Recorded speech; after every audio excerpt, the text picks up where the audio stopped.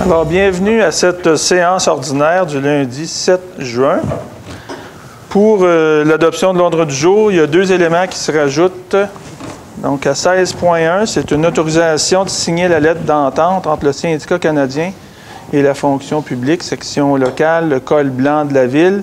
C'est l'entente numéro 2188 2021-06.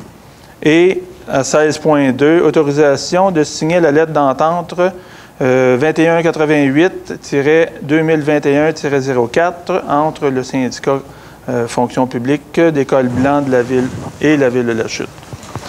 Donc, il n'y a pas rien à retirer de l'ordre du jour, donc ça me prendrait un proposeur. J'en fais la proposition, M. le maire. M. Lanoux pour proposer. J'appuie, M. le maire. Et c'est appuyé par M.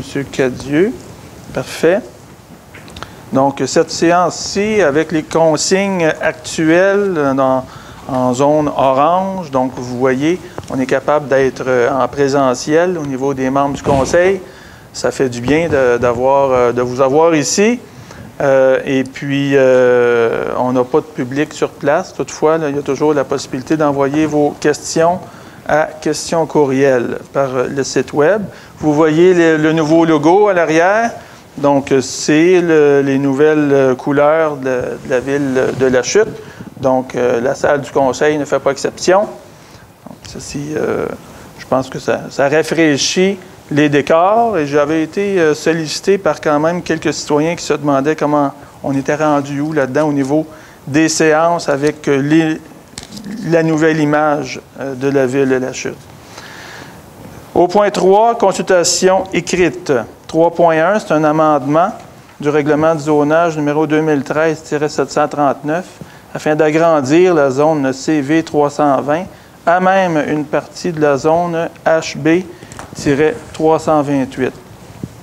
Ce projet-là concerne une toute petite partie sur la rue Robert. Donc, ça concerne le futur développement sur la rue Robert. C'est la raison pour laquelle on avait fait des travaux importants au niveau des infrastructures. C'est l'ancien Farmer Supply des deux côtés de la rue Robert qui va accueillir un projet résidentiel très important au cours des prochains mois, prochaines années. Donc, ça commence cette année et on a ce dossier-là s'inscrit dans le cadre du projet sur la rue Robert. Donc, ce projet-là vise à agrandir la zone 320 pour y inclure une partie du lot que j'ai mentionné, donc 3 038 759, et ainsi s'ajuster avec la zone qui est contiguë CV 320 pour le projet de la rue Robert. Donc, une toute petite section qui était distincte là, dans l'autre zone, mais qui fera partie, qui va transférer vers l'autre zone. On n'a pas eu de questions ni de commentaires sur ce dossier-là. Par la suite, 3.2, amendement du règlement de zonage numéro 2013-739 afin de permettre les immeubles de 16 logements, 3 étages, dans la zone HC-408. On se situe tout à fait en face de la polyvalente sur l'avenue Argenteuil. Le titre le disait, donc permettre les immeubles de 16 logements, 3 étages dans cette zone-là, de modifier également, de réduire la marge latérale à 2 mètres. Donc, c'est directement tout près là, on est dans la section HC 408, c'est la section qui est entre la rue des Bouleaux et la rue Cyril. Donc, c'est ce secteur-là qui est visé. Et pour permettre un projet là, de 16 logements qui est tout près, là, je pense que c'est l'avant-dernier terrain qui est vacant avant d'arriver sur la rue des Bouleaux. On n'a pas eu de questions sur ce dossier-là non plus. Pas de commentaires. Le point suivant, 3.3, donc c'est la suite du 3.2. À 3.2, on traitait du règlement du zonage. À 3.3, on traite du règlement de lotissement, mais pour le même dossier. Donc, exactement pour le même dossier, maintenant, c'est d'y aller avec le lotissement. On n'a pas eu de questions ni de commentaires sur ce dossier-là à 3.3 non plus. 3.4, amendement du règlement de zonage numéro 2013-739 afin d'agrandir la zone HC 408 à même une partie de la zone HA 416 et ainsi que de permettre l'usage projet intégré d'habitation. Donc, ici, on parle d'un projet tout près de l'autre dossier précédent. Donc, c'est encore le même secteur, c'est en face de la polyvalente encore, mais c'est un projet intégré où on va venir rajouter sur un terrain qui est plus grand, un 6 logements sur le même terrain qui est déjà construit à l'avant, tout près de la rue. Donc, étant donné que ça va être 2 immeubles dans la même, disons, dans le même projet, on va considérer que ça va être un projet intégré. Donc, c'est pour ça qu'on vient ajuster la limite de la zone avec une parcelle de terrain à l'arrière qui est visée par ce projet-là. Puis, on vient permettre les projets intégrés d'habitation parce que ça va être la même entrée charretière. On n'a pas eu de questions ni de commentaires sur ce dossier-là. Les dérogations mineures, donc on en a quelques-unes, on en a 7. La première, c'est le lot 3 630 119. Ça concerne le 106 chemin BT dans la zone VA-501. Donc, chemin BT tout à fait au nord. Donc, c'est l'autre côté du lac Sir John, l'autre côté de la 329. Donc, secteur de villégiature, afin de permettre la construction d'un garage détaché. Et la demande, c'était d'une hauteur de 6,5 mètres, alors que le règlement du zonage permet une hauteur maximale de 4,5 mètres pour les garages détachés et de permettre un espace habitable au-dessus, alors que les espaces habitables dans un garage détaché ne sont pas autorisés dans cette zone-là. Donc, ça a été refusé par le comité consultatif d'urbanisme sur cet aspect-là. Pas de questions, pas de commentaires sur ce dossier. Le prochain, 3.5.2, c'est le lot 4 110 275. C'est le 113 rue des Bouleaux, dans la zone HA 415, afin de permettre des travaux d'agrandissement du bâtiment principal résidentiel, incluant un garage attenant et un espace habitable au-dessus qui aura une hauteur supérieure à celle du bâtiment principal existant. Donc, ce dossier-là, il a été accepté par le comité consultatif d'urbanisme. Donc, c'est permis de le faire, puis on a été obligé d'y aller avec il y a une technicalité où il y avait eu un oubli dans un changement de zonage précédent qui a fait qu'on a été obligé de passer par et de suggérer aux promoteurs d'y aller par une dérogation mineure pour cet aspect-là, parce que la réglementation habituelle le permet. Donc, on n'a pas eu de commentaires ni de questions pour ce dossier-là. Par la suite, on passe au 3.5.3 pour les lots 3 038 851, 3 038 857, 3 038 858, 3 350 851, 3 038 933, 3 038 934 et 3 950 920 sur la rue Robert dans la zone CV-320. Ça fait énormément de numéros de lots. Ça concerne le projet sur la rue Robert dont je vous mentionnais, l'ancien Farmer Supply pour les gens qui se souviennent. Donc, on vient ici, la demande, c'est de permettre l'aménagement d'un stationnement avec une allée de circulation d'une largeur de 6 mètres, alors que le règlement prévoit une largeur minimale de 6,7 mètres. Et également de permettre l'implantation de 4 bâtiments accessoires, des remises, alors que le règlement de zonage ne permet que 3 pour les usages résidentiels. Ça a été accepté favorablement par le comité consultatif d'urbanisme.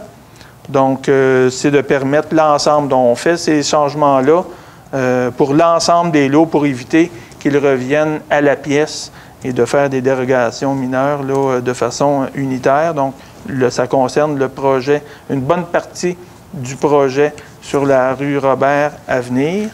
Donc, il n'y a pas eu de questions ni de commentaires sur ce dossier-là non plus.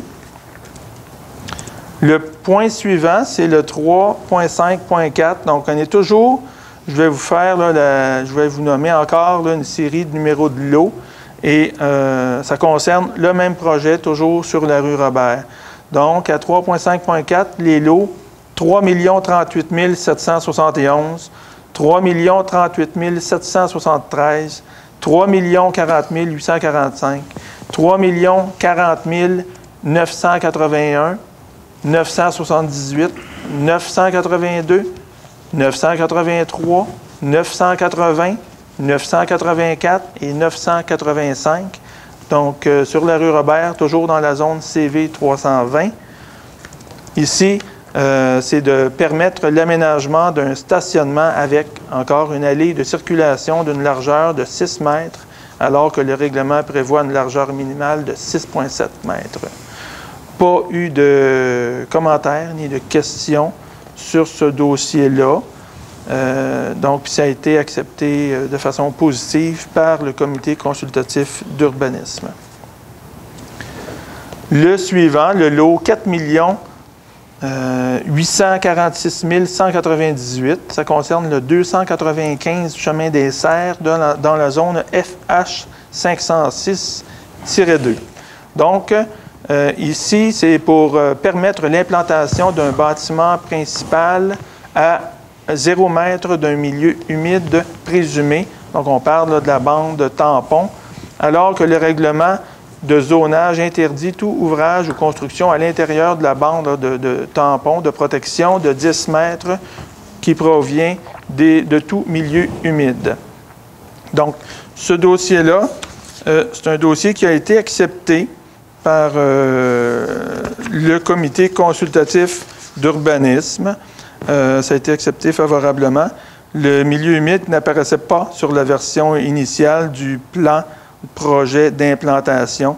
Donc, ça a été là. Donc, le permis a été émis une fois que les travaux avaient été faits, le permis a été émis et il y a eu une deuxième version faite par l'arpenteur qui, suite à l'implantation de la fosse septique qui est venue changer la donne un peu, mais il était déjà trop tard. Donc, on est venu corriger la situation avec une dérogation mineure. Donc, à 3.5.5, il n'y a pas eu de commentaires négatifs, de questions sur ça. Et ça a été accepté favorablement par le comité consultatif d'urbanisme. Le point suivant, 3.5.6, le lot 3 039 951, c'est le 1722 chemin du lac Sir John dans la zone FH-501. Donc, pour ce lot-là, c'est dans la zone FH501 pour permettre l'agrandissement du bâtiment principal atteignant un coefficient d'emprise au sol de 9,1 %, alors que le règlement de zonage permet un taux d'implantation maximum de 8 % dans cette zone-là. Donc, ça a été jugé non problématique par le comité, les membres du comité consultatif d'urbanisme. On n'a pas reçu de questions et de commentaires non plus sur ce dossier-là. Le dernier dossier de dérogation mineure, c'est le lot 2 624 998 et 2 624 999. C'est sur la rue Goujon, dans la zone HB 207. Pour permettre l'aménagement de 5 cases de stationnement en cour avant, alors que le règlement de zonage ne permet que 2. Donc, ce dossier-là avait été travaillé, donc il a été retravaillé, présenté une première fois au CCU, retravaillé encore pour s'arrimer à ce que le comité voulait. Et puis, maintenant, je pense qu'on en arrive à une bonne présentation de ce projet-là. On est tout près là, du terrain qui appartient à la société agricole Loué d'Argenteuil, pour la FAIR. Donc, on est tout près de ce terrain-là. Et puis, on a ici une approbation positive du comité consultatif d'urbanisme. Oui. Et on n'a pas eu de questions ni de commentaires non plus sur ce dossier-là. Donc, on peut passer maintenant au point suivant, qui est l'adoption des procès-verbaux. Le premier, la séance ordinaire du 3 mai dernier. Est-ce que ça vous semblait conforme, Madame Lefort? J'en fais la proposition. Oui. J'appuie, Monsieur Lachance, pour appuyer. Parfait. On a une séance extraordinaire qui a eu lieu le 5 mai. Donc, le 5 mai, est-ce que ça vous semblait conforme? Oui. Est-ce que j'ai un proposeur? Monsieur Lajoie pour le proposer? Oui, j'en fais la proposition, M. le maire. Secondé, M. le maire. Appuyé par M. Richer. Parfait. Par la suite, on a eu une séance extraordinaire également le 26 mai. Donc, le 26 mai, est-ce que ça vous semblait conforme? Oui, j'en fais la proposition, M. le maire. M. Lanoux pour le proposer. J'appuie, M. le maire. C'est appuyé par M. Cadieux. Parfait. Par la suite, on est à la correspondance d'intérêt public. Madame Lagraffière. Alors, le 10 mai 2021, Mme Diane Labbé, directrice générale adjointe au ministère des Affaires municipales et de l'Habitation, approuve le règlement 2020-841 de la Ville de la Chute pour un emprunt de 1 900 000 $. Il s'agit du règlement décrétant une dépense de 2 235 767 $ aux fins d'acquitter les sommes dues au terme de la décision du tribunal administratif du travail du 30 avril 2021 en décrétant un emprunt de 1 900 000 $. Le 12 mai 2021, Mme Catherine Lapointe, conseillère politique et responsable du bureau de Mme Agnès Grondin, députée d'Argenteuil, accuse réception de la résolution 180-05-2021 qui constitue des représentations auprès du ministère des Transports pour l'amélioration de l'état des routes sous sa juridiction dans la Ville de la Chute. Et le 2 juin 2021, Mme Estelle Bouvier, directrice de la Direction générale des Laurentides-la-Naudière et de la Direction de la planification et de la gestion des infrastructures du ministère des Transports du Québec, accuse réception de la même résolution 180-05-2021. Parfait, merci.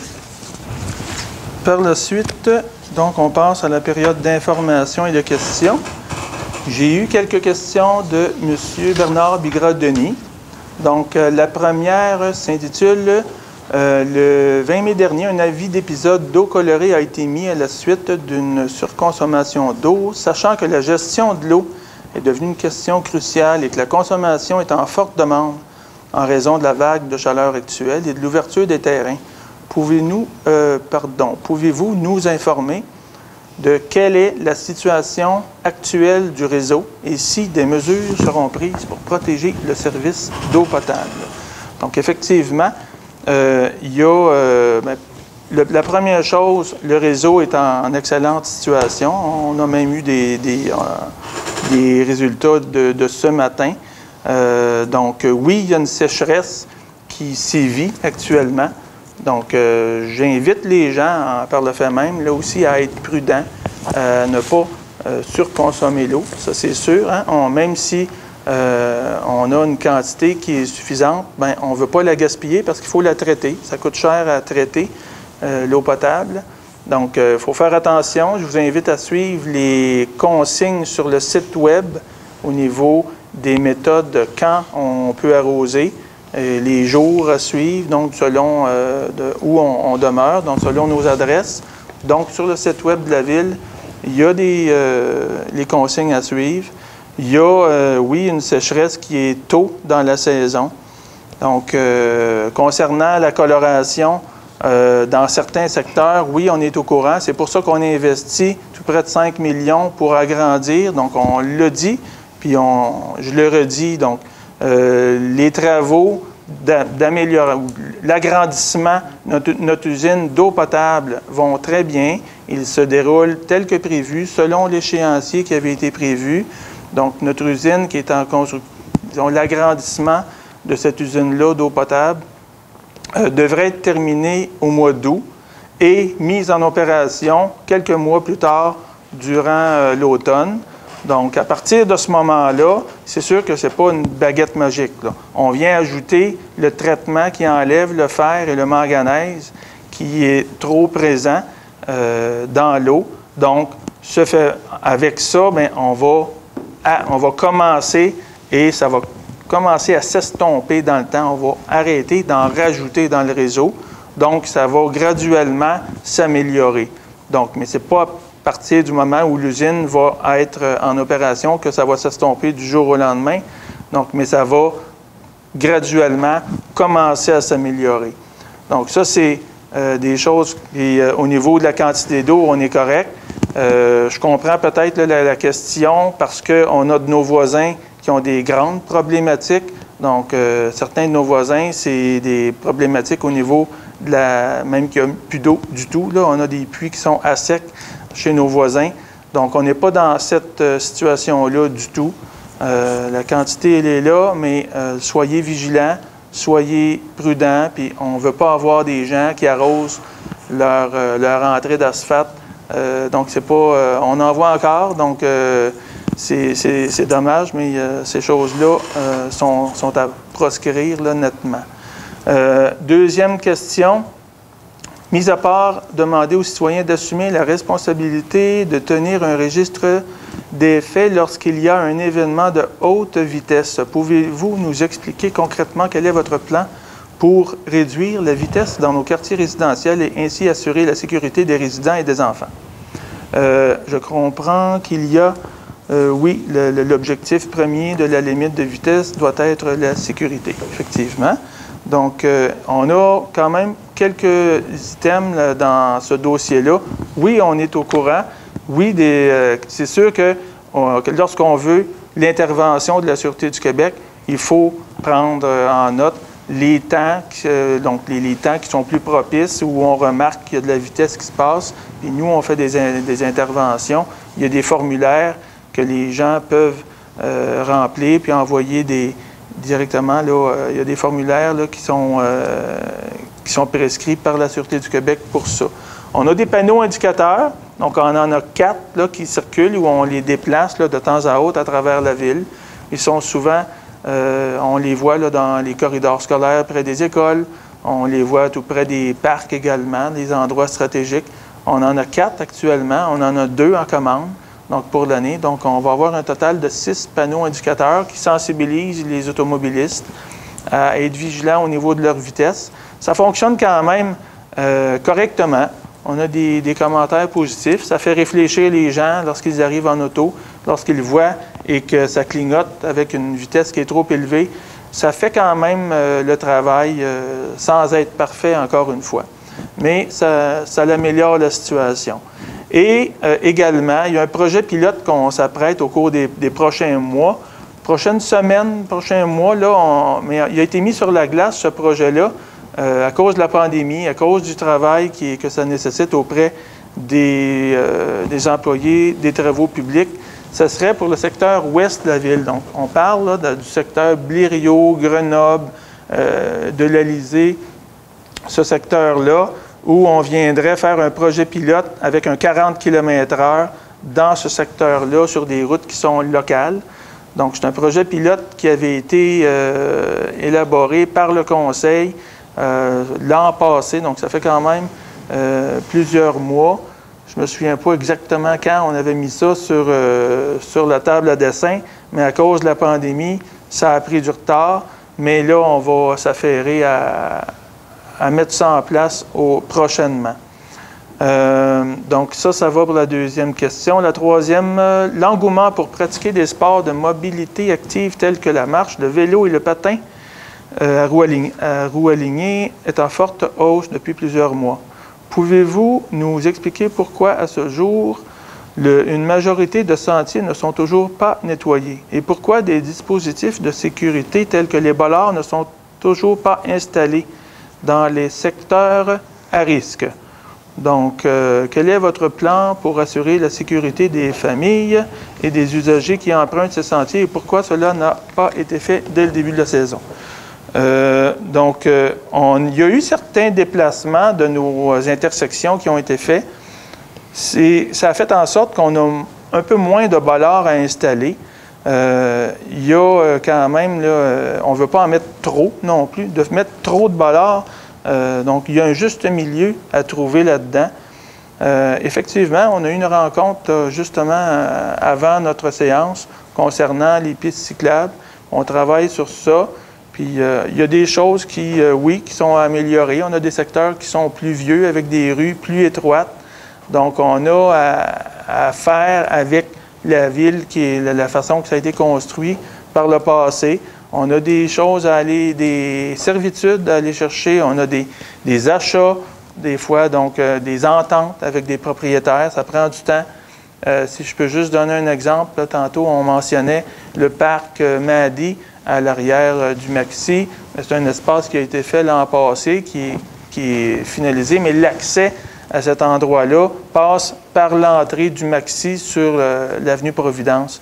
Ça prend 1 an et demi avant d'avoir l'autorisation. On est sur le point de l'avoir. Donc, c'est sûr que ça s'en va au siège social.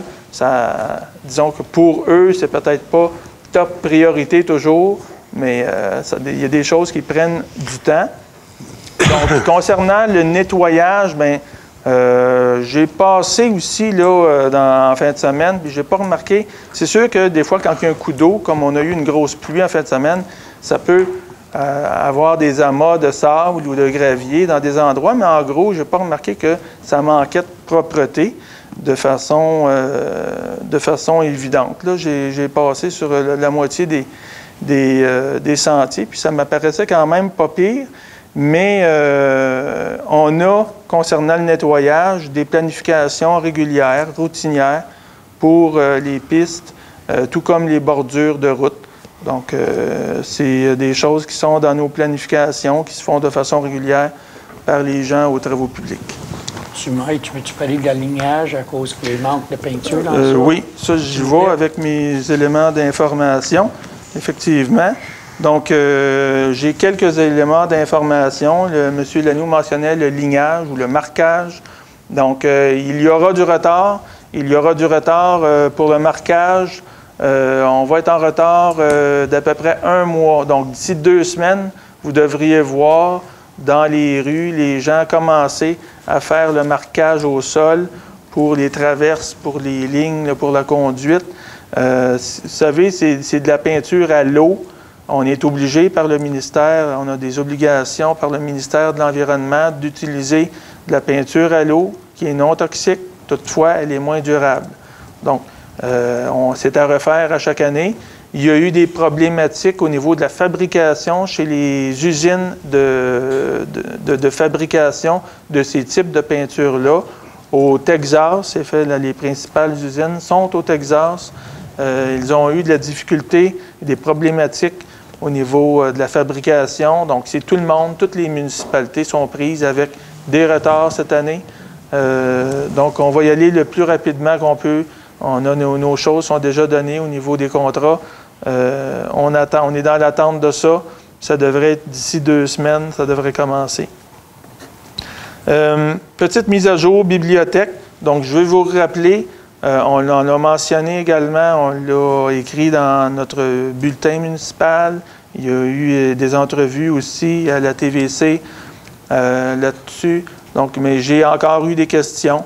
Donc, le contrat global de bibliothèque n'a pas été donné par le Conseil, les coûts étant surélevés à cause du prix des matériaux qui ont été nettement en augmentation au cours des derniers mois. Donc, le Conseil a pris la décision de sortir le volet toiture et sortir le volet fenestration du gros contrat global qui consiste à construire tout l'intérieur. Donc, en enlevant ces 2 chantiers-là, on s'est dit, on ne perdra pas de temps. Donc, on veut se donner du temps pour laisser le temps aux matériaux de reprendre un prix plus normal, tel qu'on avait auparavant. Donc, les documents sont tous faits, mais vous voyez actuellement, le contrat de toiture est en train de se faire. Et puis, par la suite, parce qu'on ne peut pas avoir 2 chantiers en même temps sur le même site. Il y a des questions de responsabilité au niveau des assurances. Donc, on se doit de donner les contrats en alternance. On y va avec la toiture, c'est des gros travaux, c'est un vieux bâtiment. Donc, on est directement au niveau de la charpente. Et puis, par la suite, ça sera au niveau des fenêtres. Donc, ce sont les deux volets qui ont été retirés pour les donner distinctement du contrat global. Par la suite, le Conseil ira en appel d'offres pour le restant, la construction intérieure de la bibliothèque pour la finalisation de ce projet-là. Petite mise à jour pour le projet de domiciliaire sur la rue Hay. Donc, la rue Hay qui est face à l'hôpital. Donc, en montant la côte, lorsqu'on se dirige vers Brownsburg, là, c'est à votre droite en montant la côte. Au bout de la rue Hay, il y a un intérêt pour développer des résidences. Et puis, on a présenté il y a quelques mois, il y a 2 mois maintenant, un plan d'intégration architecturale pour ce secteur-là, pour encadrer la construction. La dernière séance, on ne l'a pas adopté. Donc, ça se fait en 2 étapes. On présente et après ça, on doit adopter. Mais on a quand même quelques mois avant d'adopter, pour faire des changements, faire des discussions, si discussion il y a. Dans ce dossier-là, il y a eu des citoyens qui ont contacté le service d'urbanisme. On a même reçu une pétition, une lettre qui a été signée par une 40aine de citoyens qui voulaient quand même que le Conseil aille de l'avant avec l'adoption du PIA, comme on communément appelé le PIA, le plan d'intégration architecturale. Donc, les gens de ce secteur-là sont d'accord avec le Conseil pour encadrer la construction, les couleurs, les arbres, donc tout ce qui encadre la construction résidentielle. Et puis, encore aujourd'hui, on n'est pas prêt, on est encore en discussion, on veut se donner encore plus de temps pour discuter avec les promoteurs, pour discuter avec les citoyens, pour trouver une façon qui va convenir à tous. C'est la façon que le Conseil veut travailler. On parle d'acceptabilité sociale, bien ça, c'est un exemple où on est en train, je voulais juste faire une mise à jour. Ce n'est pas parce qu'on ne l'a pas adopté que ce projet-là est tombé à l'eau. Donc, c'est un projet qui suit son cours au niveau de la rue Hay. Autre dossier, vente de garage. Donc, actuellement, aujourd'hui, en date du 7 juin, on est en zone orange. Selon les informations du ministère des Affaires municipales, il est interdit de tenir des ventes de garage. Donc, aussi longtemps que la chute sera en zone orange, on ne pourra pas autoriser les ventes de garage et ni vendre des permis pour des ventes de garage, ni autoriser une fin de semaine ou de la gratuité à ce niveau-là. Donc, le Conseil est parfaitement conscient. Il y a des demandes de plusieurs citoyens qui nous ont sollicité pour ça. On n'a pas le choix que de suivre et les consignes de la santé publique là-dedans et du gouvernement en place. Donc, aussitôt que ça sera possible, on va être en mesure d'émettre des permis de vente de garage où les gens vont pouvoir se procurer ces permis-là. On va vous aviser en temps et lieu. Et puis, probablement, là, que regardez, si tout se passe comme ça s'annonce, selon les prévisions, probablement que la fin de semaine, la grande fin de semaine de la fête du travail, cette fin de semaine-là, habituellement, on offre la gratuité pour les ventes de garage. Ça devrait être disponible. Ça devrait être possible pour cette fin de semaine-là. Ça va pour les ventes de garage. Maintenant, petit message pour la fête de la Saint-Jean. Fête de la Saint-Jean qui approche à grands pas. Il n'y aura pas de fête comme telle, de regroupement.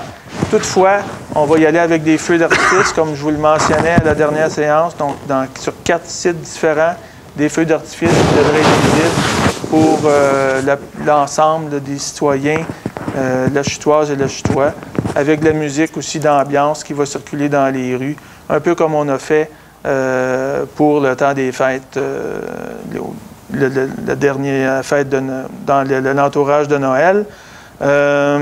Donc, ça va pour ça. J'ai parlé tantôt au niveau de la sécheresse qui sévit. Donc, juste un élément là-dessus.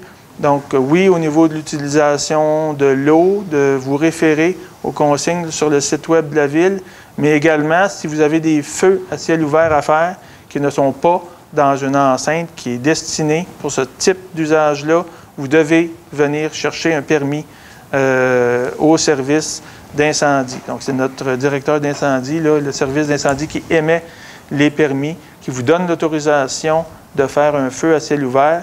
Et c'est sûr que par les temps secs, c'est plus difficile. On va être un peu plus strict là-dessus. Vous en conviendrez là, que ça prend tout son sens de venir chercher son permis. Parce qu'on en a encore, là, on a encore des feux de broussailles là, qui démarrent. Là, ça se fait assez rapidement.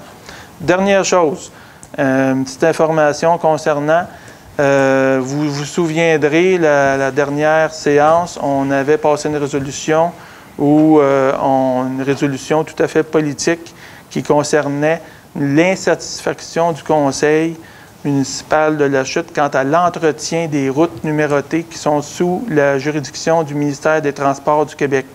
Donc, on avait passé une résolution qui a été acheminée au ministère, direction régionale de Saint-Jérôme, et dans cette résolution-là, on mentionnait, et dans les jours qui ont suivi la séance, on a installé des pancartes informatives aux citoyens, qui informaient les citoyens de l'état des routes et du numéro de téléphone qui était inscrit pour faire une plainte lorsqu'on était insatisfait. Donc, dans un premier temps, je vais vous remercier parce que le numéro de téléphone qui était déçu, à chaque fois que quelqu'un appelle, ça fait une plainte.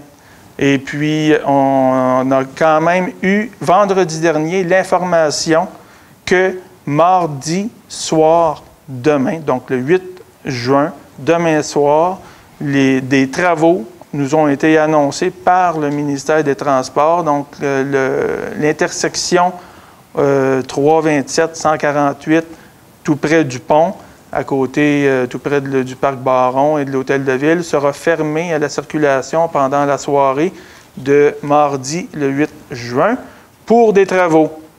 Donc, les travaux sont prévus pour restaurer toute cette intersection-là.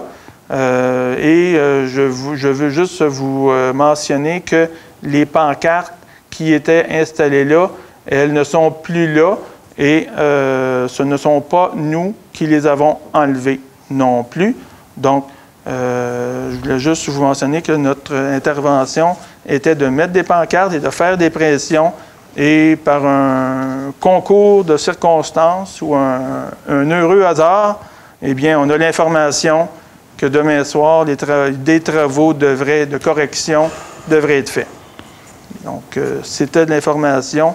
On n'a pas eu encore l'avis officiel de fermeture. On attend toujours après, mais ça devrait arriver demain. Là, je regarde mon directeur général parce que l'information arrive à la dernière minute. Donc, c'est le genre d'information où on se fait aviser que les chemins vont être fermés.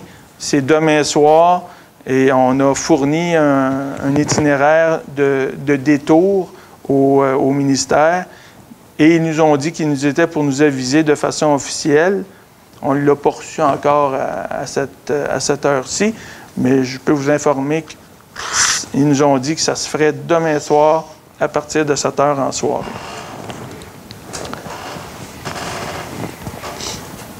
Par la suite, c'est le rapport à 7.1 du directeur général. M. Gravel.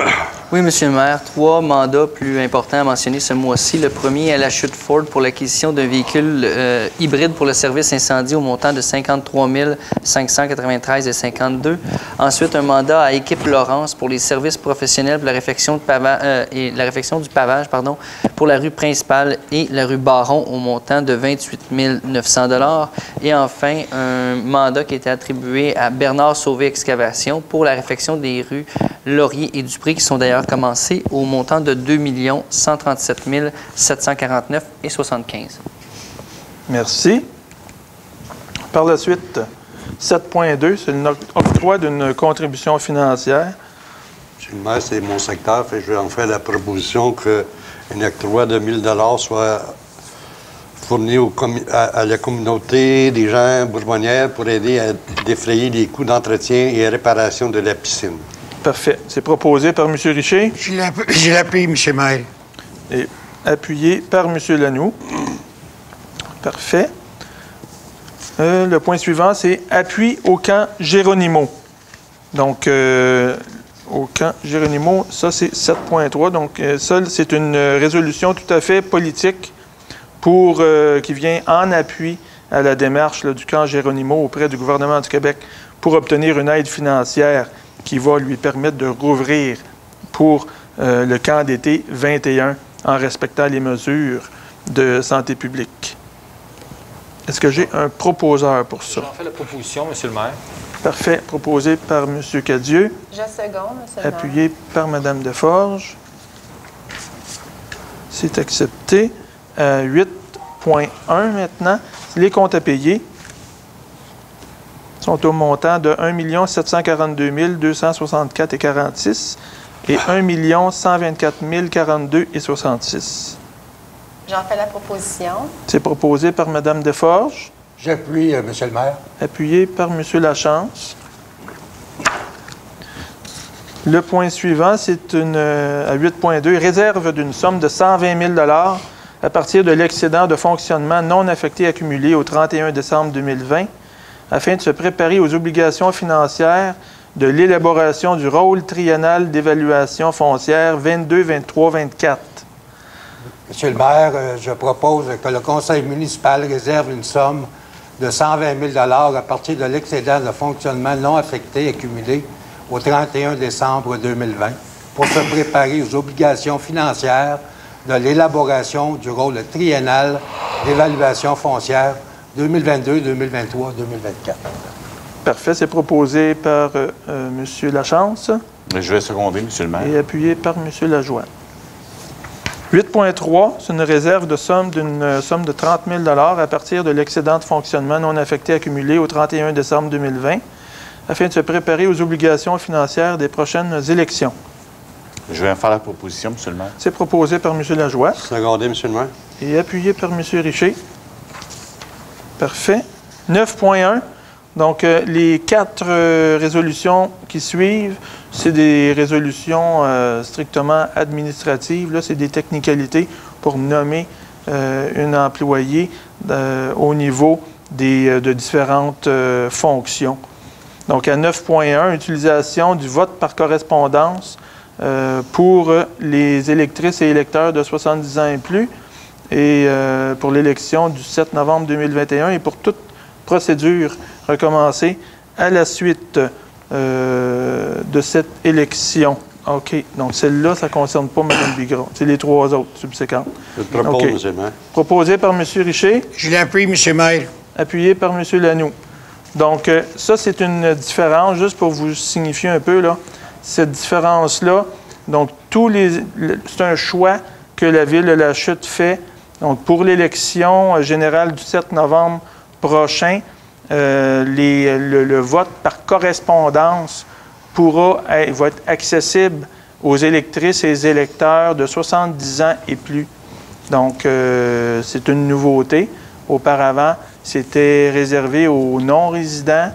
Et puis là, avec les nouvelles mesures, bien, les gens qui sont dans des maisons pour personnes âgées, ces gens-là avaient la possibilité de voter sur place. Mais ces gens-là vont devoir voter par correspondance. Donc ça, c'est un changement majeur. Et nous, on a décidé que tant qu'à l'offrir pour les gens qui sont dans des RPA, et puis on l'offre à tous les gens de 70 ans et plus qui voudront s'en prévaloir. Donc, on a un proposeur puis un appuyeur pour ça, hein, Mme Lagraffière? OK. J'en fais la proposition. Ah, il est là. C'est fait, OK. Oui. Parfait. Le point suivant, c'est des technicalités administratives. Donc, à 9.2, désignation d'un coordonnateur et d'un responsable de la désignation des personnes autorisées à accéder aux renseignements communiqués entre la Société d'assurance automobile du Québec et la Cour municipale de La Chute. Donc, avec une nouvelle employée, il faut la nommer pour qu'elle ait accès à ces services-là. C'est Mme Jasmine Bigra. J'en fais la proposition, Monsieur Cadieux pour le proposer. Je l'appuie, monsieur. Madame Desforges pour appuyer. Parfait. 9.3, désignation d'un responsable de l'entente et des employés désignés pour accéder à la banque en ligne sur Internet entre la Société québécoise d'information juridique et la Ville de la Chute. Madame Jasmine Bigra. Est-ce que j'ai un proposeur? J'en fais la proposition. Madame Desforges pour le proposer. J'appuie, Monsieur le maire. Monsieur Lachance pour appuyer. 9.4, désignation d'un coordonnateur et responsable de la désignation des personnes autorisées à accéder aux renseignements communiqués entre le ministère des Transports de l'Ontario et la Cour municipale de la Chute. Madame Jasmine Bigra. Est-ce que j'ai un proposeur? J'en fais la proposition, Monsieur le maire. Monsieur Lachance pour le proposer. Mais je vais seconder. Et Monsieur Lajoie pour appuyer. Parfait. 10.1, c'est adoption du règlement amendant le règlement de zonage numéro 2013-739 afin d'agrandir la zone HB 333 à même une partie de la zone HA 344.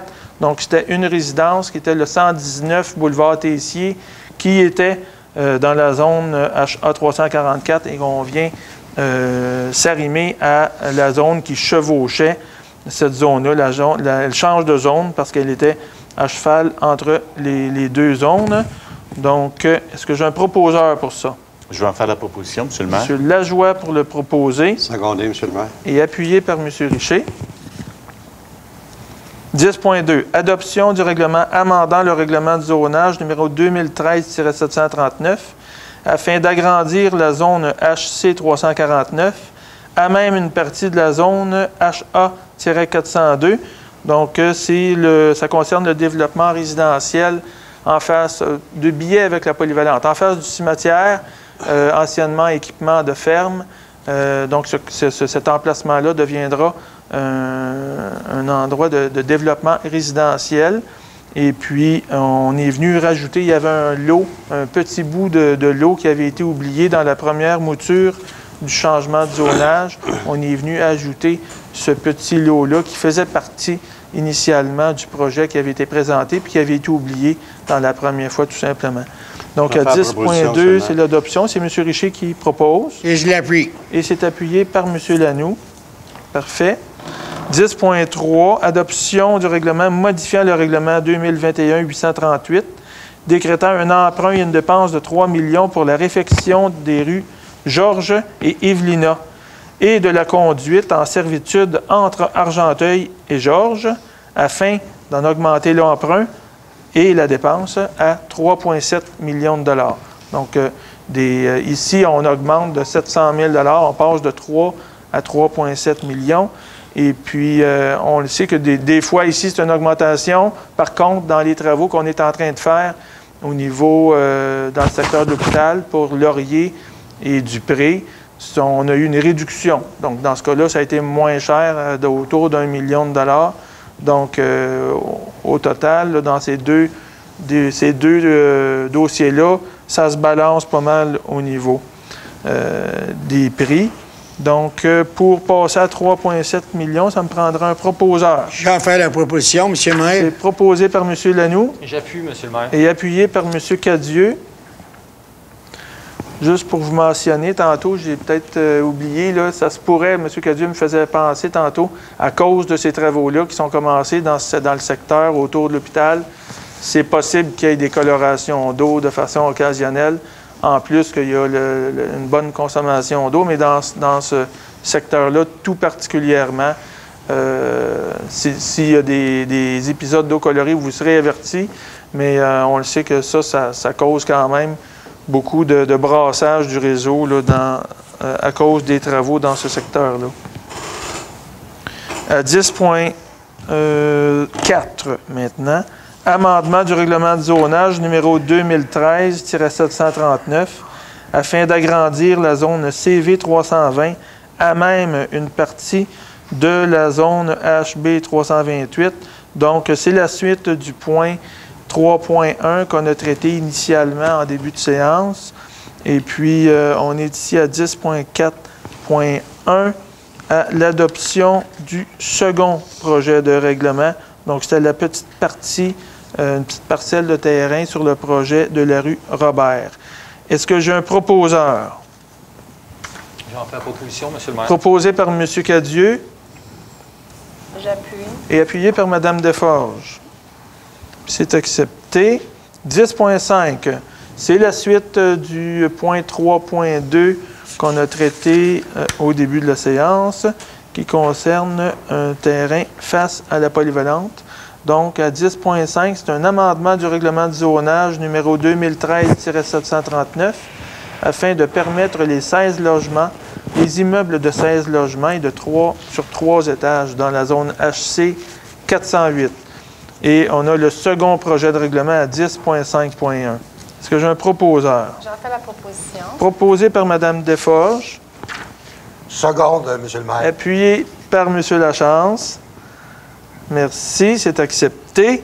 10.6, amendement du règlement de lotissement numéro 2013-740 afin de prévoir les normes de lotissement pour les projets intégrés d'habitation dans la zone HC 408.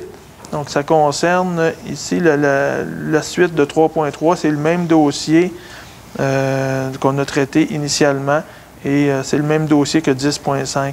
Est-ce que j'ai un proposeur? Je vais en faire la proposition. Oh, allez-y. J'en fais la proposition, M. le maire. C'est proposé par M. Lachance et appuyé par M. Lajoie. 10.7.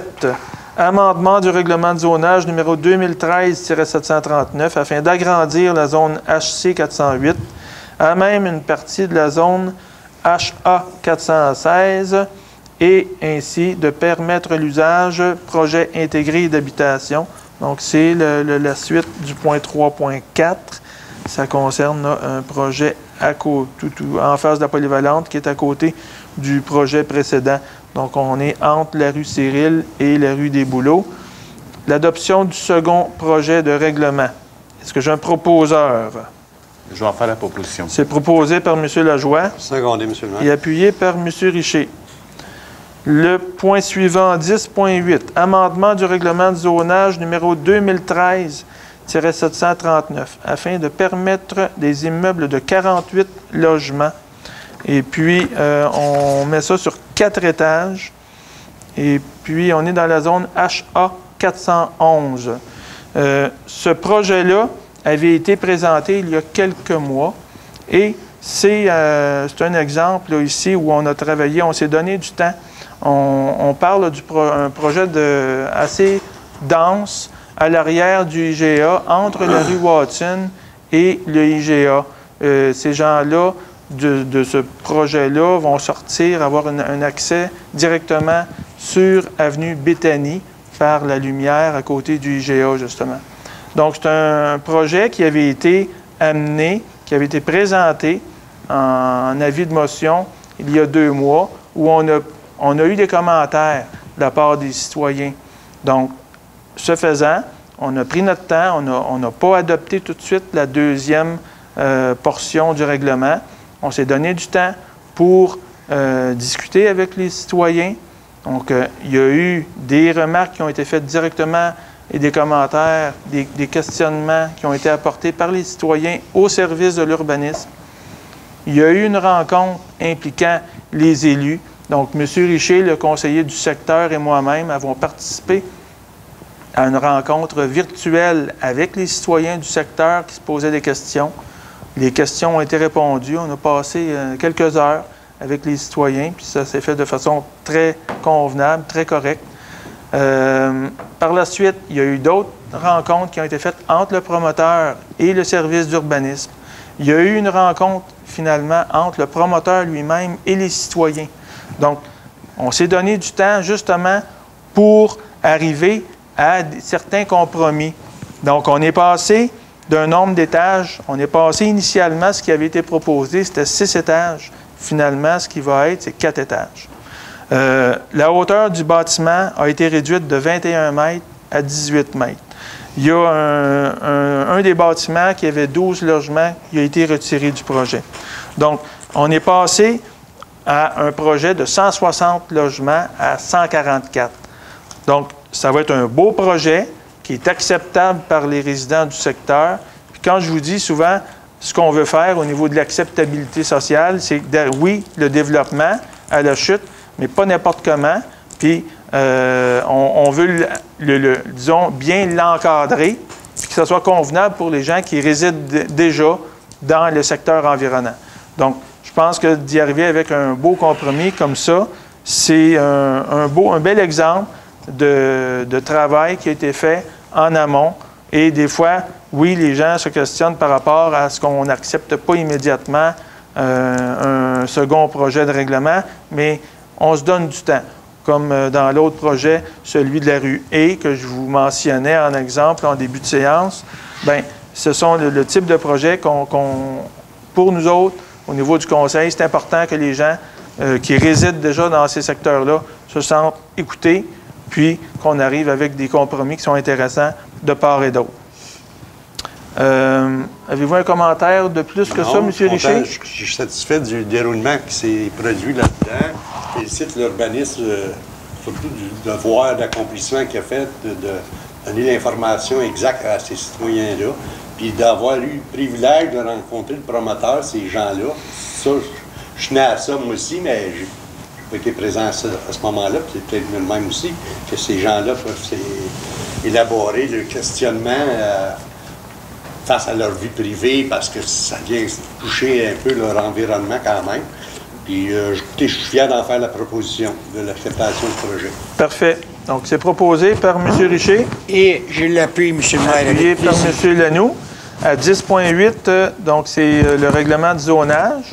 Et à 10.9, ça concerne le même dossier, mais au niveau du lotissement. Donc, ça me prendra un proposeur pour le 10.9.1, s'il vous plaît. J'en fais la proposition. C'est proposé par M. Lanoux. J'appuie, M. le maire. Et appuyé par M. Cadieux. Parfait. 10.10, c'est un amendement du règlement de zonage numéro 2013-739 afin de permettre les entreprises des produits pétroliers et chimiques dans la zone IN 516. Donc, on parle là, du secteur industriel sur la rue Lowe.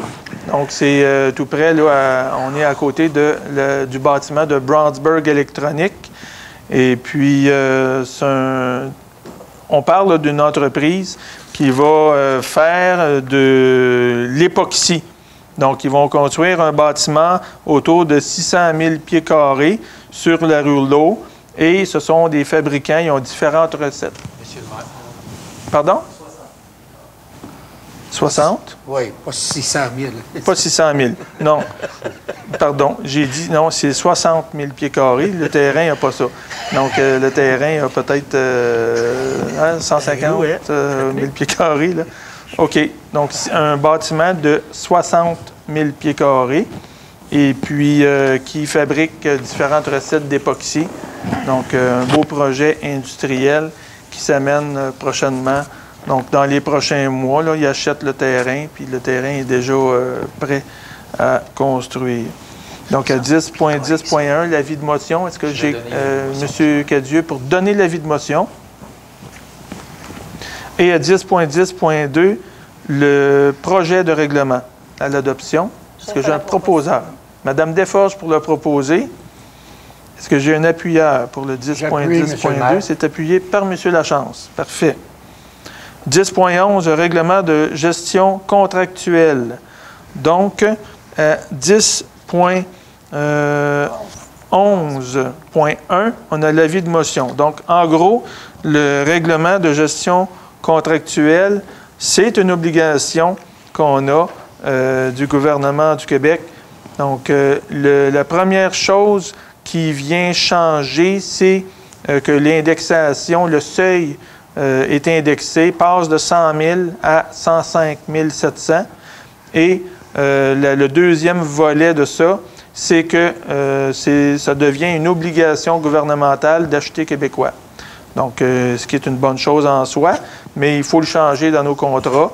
Et puis, donc, c'est le projet de loi numéro 67 qui vient dicter ça, cette obligation-là. Donc, ce sont les deux, pour l'instant. C'est sûr qu'il va y avoir d'autres particularités et d'autres détails qu'on va venir intégrés à ça, mais pour l'instant, c'est pas mal ça qu'on peut dire là, à propos de cette modification-là sur la gestion contractuelle. À 10.11.1, ça me prendrait quelqu'un pour donner l'avis de motion, s'il vous plaît. Je vais donner l'avis de motion, M. le maire. Monsieur Lachance pour donner l'avis de motion. Et à 10.11.2, c'est le dépôt. Donc, ça me prendrait une personne seulement pour déposer. Monsieur Lajoie pour déposer le projet de règlement. Merci. 11.1, maintenant, c'est le dépôt du rapport aux membres du conseil municipal concernant l'embauche de personnel temporaire, service des travaux publics et des loisirs, de la culture et vie communautaire.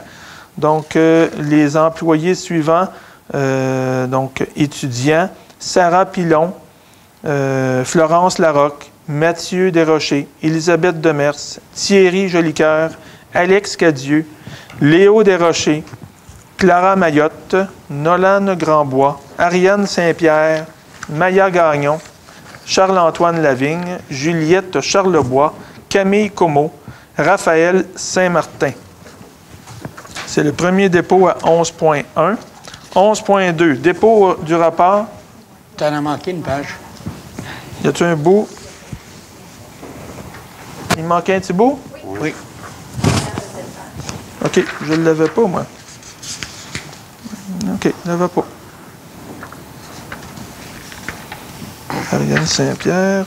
Thomas Côté. Donc, on continue, ça nous en prend. Des étudiants, il en manquait quelques-uns, effectivement.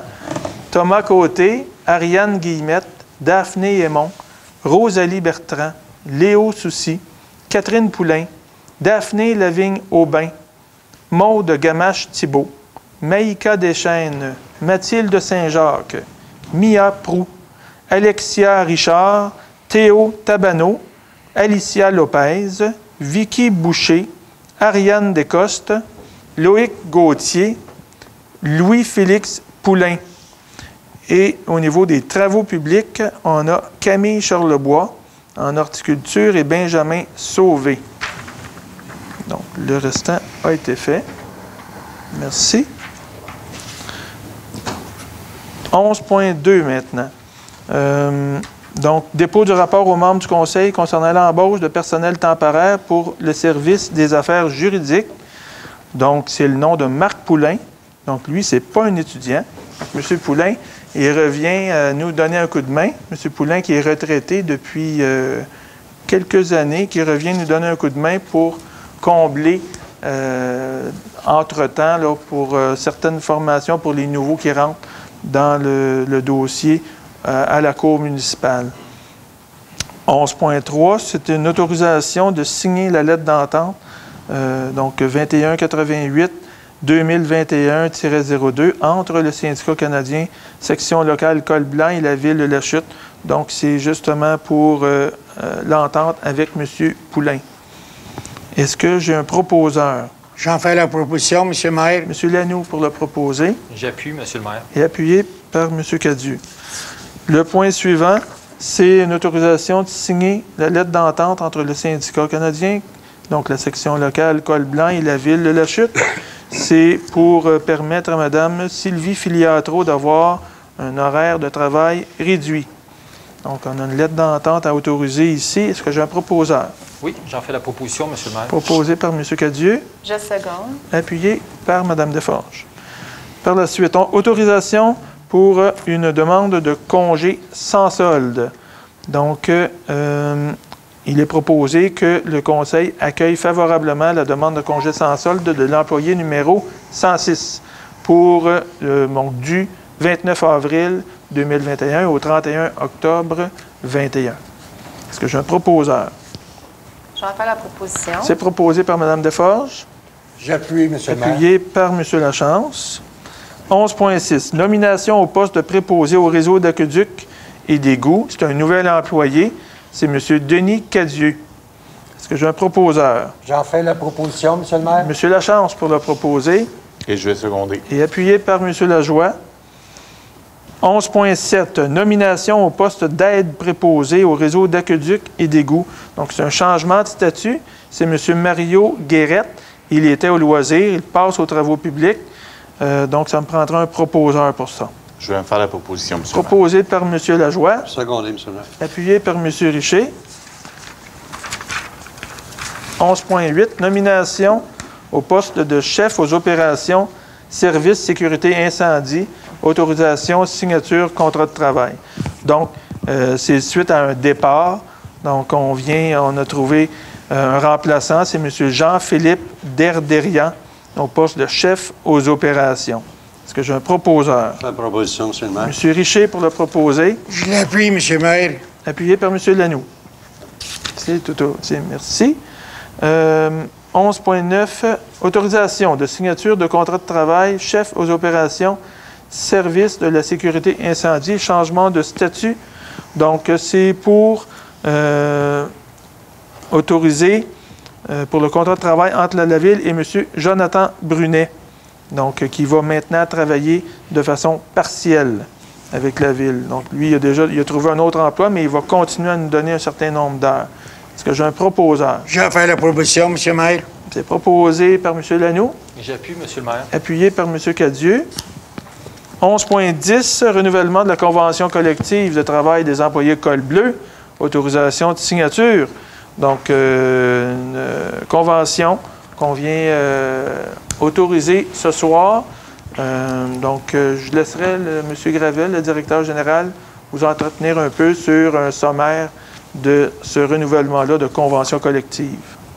Oui, M. le maire. Donc, c'est une nouvelle convention collective qui va avoir une durée de 5 ans, en débutant en 2020, se terminant en 2024. Les indexations, c'est toujours la question. L'indexation prévue en 2020, 2,25, 2021, 2,50, 22 aussi et 23. Et enfin, en 2024, indexation de 2,25 %. Comme il s'agit d'une convention qu'on pourrait qualifier de mature, là, il y a peu de changements structurels dans la convention. Par contre, beaucoup d'éléments ont été révisés dans les textes pour préciser les intentions des deux parties et ramener beaucoup l'historique de l'interprétation de la Convention, notamment au niveau normatif. Plusieurs éléments ont également été travaillés au niveau monétaire pour ajuster nos pratiques là, avec les textes. Puis enfin, on a révisé un certain nombre de clauses là, pour la rémunération quant aux primes et de garde et autres, là, et tout ce qui a trait à l'indexation des montants qu'il y a dans la Convention. Je tiens à souligner en terminant que l'ambiance entre les deux parties était excellente. On a eu une très bonne collaboration, une ouverture d'esprit tant de la partie patronale que de la partie syndicale. Fait que je pense que ça reflète bien là, les bonnes relations entre les deux parties là, de façon générale. Merci. Merci. J'en fais la proposition, M. le maire. Ça n'avait pas été proposé, hein, ça? OK, parfait. Donc, M. Cadieux pour le proposer. M. Lachance pour appuyer. J'appuie, M. le maire, avec plaisir. Parfait. 12.1, mandat de service professionnel pour une étude de géotechnique et des études environnementales, phase 1 et phase 2. Remplacement des conduites pluviales entre l'avenue de Lorraine et du cours d'eau Walker. Donc, c'est en prévision du développement résidentiel, un gros développement là, le long du prolongement de la Lorraine.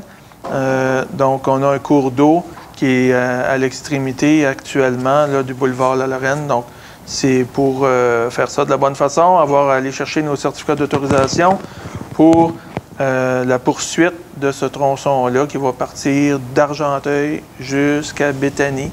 Donc, c'est des travaux qui sont tous des préparatifs pour la construction qui va venir. Vous savez, il y a déjà un parc. On a fait l'achat, on a fait l'acquisition, la Ville, d'un espace de 600 000 pieds carrés cette fois-ci.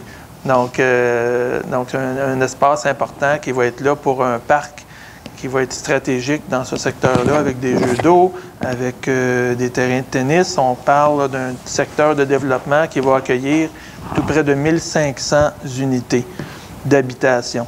Donc, ça fait partie des préparatifs de bien s'occuper du ruisseau et de son écoulement. Et on a un beau secteur naturel qui est déjà là, qui va être préservé autour de ce secteur-là où on aura le parc. Donc, à 12.1, le mandat se donne à Solmatec Incorporé de Saint-Jérôme pour 28 973,10. Est-ce que j'ai un proposeur? J'en fais la proposition. Madame Desforges pour le proposer. J'appuie, Monsieur le maire. Appuyé par M. Lachance. Donc, le 13.1, dépôt du rapport mensuel du directeur service sécurité incendie pour le mois d'avril.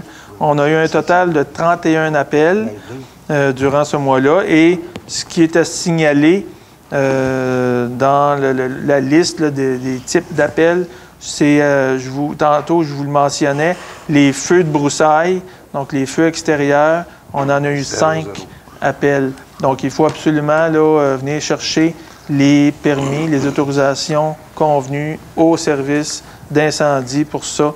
C'est très important parce que là, ça va s'accentuer avec la sécheresse qui sévit actuellement. 13.2, mise en disponibilité pour l'acquisition de boyaux pour la sécurité incendie. Donc, un montant de 6 500. Est-ce que j'ai un proposeur? Je vais en faire la proposition, M. le maire. M. Lajoie pour le proposer, M. le maire. appuyé par M. Richer. 14.1, le dépôt des permis et inspections pour le mois d'avril. Donc, pour avril, on a eu un gros mois. Donc, on a eu dans les maisons unifamiliales, il y a eu 10 permis, totalisant 3,5 millions de dollars en émission de permis. On a eu 3 dossiers du multifamilial, totalisant 6 millions de dollars. Donc, on a un total au niveau des permis dans le 9,6 millions. À ça se rajoute la section transformation et réparation pour 3,2 millions. Un total de tout près de 13 millions d'émissions en permis au mois d'avril. Donc, c'est un mois tout à fait exceptionnel. Donc, le cumulatif 2021, 25, tout près de 26 millions. Donc, c'est beaucoup de travail pour le service d'urbanisme, beaucoup de travail pour le génie, beaucoup de travail pour l'ensemble des services qui sont sollicités à la ville. Donc, un très gros mois d'avril et le mois de mai va être tout autant. Par la suite, à 14.2, on a l'entérinement de la recommandation numéro 2021-46, incluse au PV du CCU, tenue le 14 avril 2021, et adoption des PV du CCU du 12 mai et du 2 juin. Donc, tous ensemble. Donc, dans ça, ça me prendrait un proposeur. Ah. Deux recommandations qui ne sont pas entérinées. C'est ça. Pour le CCU du 12 mai 2021, ce sont les recommandations 2021-59 et 2021-62. Les procédures ne sont pas complétées pour ces deux recommandations. OK. Parfait. Monsieur Richer pour le proposer. Oui, je propose, c'est moi. Parfait. J'appuie, M. le maire. Appuyé par M. Cadieux, les deux membres du CCU. Merci. Moi puis M. 14. Richer, on voudrait remercier les membres du CCU, ils sont très sollicités. Oh, oui. Ouais. Les réunions sont longues, ardues. On a des extraordinaires aussi, donc on est bien fiers. Donc, Oui, il y a ils des travaillent extraordinaires. Donc, c'est énormément de travail. Donc, le service d'urbanisme est sollicité, est en première ligne, c'est certain. Mais les services du greffe, service du génie, tout ça, les services techniques aussi doivent apporter de l'eau au moulin. Là, donc, tout le monde contribue. Oui, Donc, M. Guillaume, de nouveau arrivé depuis à peine un an. Là. Oui, l'adjoint à M. Joly, là, il travaille fort. Oui, Donc, ça bouge. Parfait, c'est noté. 14.3, vente d'un terrain aux immeubles KL Mainville Incorporé pour le lot. Donc, on vend le lot 2 624 999 sur la rue Goujon. Donc, c'est une portion de terrain qui est une ancienne servitude qui n'est pas utile à la ville et qui le sera pour un projet, pour venir compléter un projet pour les immeubles Mainville. Le prix de vente, il est de 10 000 $. Donc, puis tous les frais afférents sont à la charge de l'acquéreur. Est-ce que j'ai un proposeur? J'en fais la proposition, M. le maire. M. Lanoux pour le proposer. J'appuie, Monsieur le maire. Appuyé par M. Cadieux.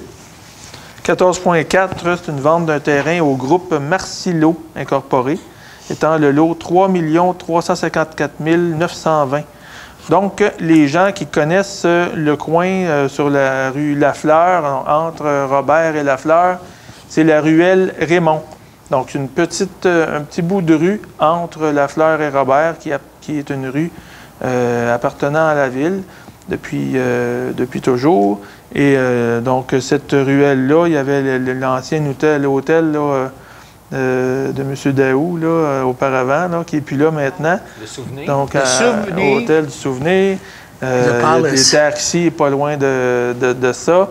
Je regarde M. Lachance, parce que M. Lachance, peut-être qu'il s'en souvient aussi. Oui, je m'en souviens un petit peu, M. le maire. Ça me rappelle des souvenirs.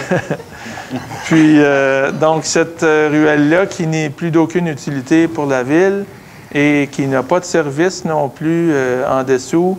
Donc, on vient la céder à cette entreprise-là pour venir bonifier un projet immobilier qui va avoir lieu, qui va débuter très prochainement. Donc, ils sont déjà prêts à construire. Donc, le prix de vente, il est de 55 000 et tous les frais afférents sont à la charge de l'acquéreur également. Ça me prendra un proposeur pour ça, s'il vous plaît. J'en fais la proposition. Madame Desforges pour le proposer. J'appuie, M. le maire. Appuyé par M. Lachance. Parfait. Et on n'aura plus besoin non plus d'entretenir et d'aller déneiger ce petit bout de rue-là qui n'était plus d'aucune utilité pour nous. 15.1, ratification et prolongation du mandat à Studio du Verre dans le dossier. Donc, c'est pour l'entreposage et les assurances des vitraux de la future bibliothèque. Donc, le mandat est donné à Studio du Verre pour entreposer du 16 janvier 21 au 15 mars 22 pour 9 750 $. Est-ce que j'ai un proposeur? J'en fais la proposition, M. le maire. Lachance pour le proposer. Et je vais seconder. Et M. Lajoie pour appuyer. Parfait. 15.2, mise en disponibilité et adjudication du contrat pour les travaux de réaménagement du parc Richelieu. Donc, c'est un beau contrat. Donc, on parle ici que le Conseil autorise la somme de 50 000 en provenance du fonds de roulement. On vient donner le contrat à Bernard Paysagiste de la rue Saint-Jean à la Chute pour un montant total de 469 664,50 $, qui était le plus bas soumissionnaire. Et puis, il y a un montant de 455 000 qui va être payé à même le règlement d'emprunt. Et il y a un montant de 25 000 qui va être payé, qui va être prélevé à partir du fonds Parc et terrain de jeu également. Donc, pour réaménager les 3 terrains du Parc Richelieu, il y a également une aide financière du gouvernement du Québec là, de tout près de 123 000 $. Pour ça, on a le panneau indicateur qui va être remplacé. Là, on va toucher à l'ensemble là, de ce site-là. Donc, c'est une très bonne nouvelle. Ça va se faire après la saison qui va débuter bientôt au niveau du baseball. Donc, à l'automne 21, des travaux qui vont s'enclencher aussitôt que la saison va être terminée. Le panneau, il va de double face. Ça dit qu'à cette heure, il va être capable de s'en servir sur 2 terrains en même temps. Donc, le panneau, ça, c'était pas un luxe. Là. On voit le panneau qui était déjà là il y a quelques années en arrière de lui. Donc, M. Lanoux, vous, J'en fais la proposition. vous proposez ça? Oui. M. Lajoie pour appuyer. Avec grand plaisir. Les 2 membres du comité des loisirs. Parfait. Donc, à 16.1 maintenant, c'est une autorisation de signer la lettre d'entente entre le syndicat, donc le syndicat d'École Blanc et la Ville. Donc, celui-là, c'est pour augmenter les heures régulières de travail de la technicienne en comptabilité, technicienne à la paie et la technicienne polyvalente des finances. Donc, on passe de 32 à 37. 32 à 37,5, hein, c'est ça? Donc, parfait, ça me prendra un proposeur pour ça. Je vais en faire la proposition. M. Lajoie pour le proposer, appuyé par M. Richer. Et la dernière résolution, dans le même sens, qui est une autorisation de signer la lettre d'entente entre le syndicat d'École Blanc et la Ville. Et puis, c'est pour, ici, création d'un poste temporaire d'agent de soutien en technologie de l'information. Donc, un technicien informatique. Vous conviendrez que par les temps qui courent, on a énormément d'ouvrages à ce niveau-là avec le télétravail et puis les nouveaux employés qui rentrent. Donc, il y a toujours beaucoup d'ouvrages au niveau de l'entretien de notre parc informatique. Ça me prendrait un proposeur. On va faire proposition, M. le maire. Proposé par M. Richer. Et je l'appuie, M. le maire. Appuyé par M. Lanoux. Parfait. Donc, on a passé à travers notre séance. Les questions ont été faites également. La levée de l'Assemblée. Et M. Lanoux, avec vos couleurs, vous vous affichez bien. On est lundi. On espère que nos Canadiens vont... On leur souhaite la meilleure des chances. Price is right. Vos couleurs... 2-0 pour les Canadiens. The price is right. Affiché, donc on est tous en arrière de nos Canadiens là, pour ce soir. On vous souhaite la meilleure des chances et on se revoit. Donc, on se dit à la prochaine. Monsieur Lanoux pour la levée de l'Assemblée. J'en ferai la proposition. Et Monsieur Cadieux pour appuyer. Parfait. Merci et bonne soirée.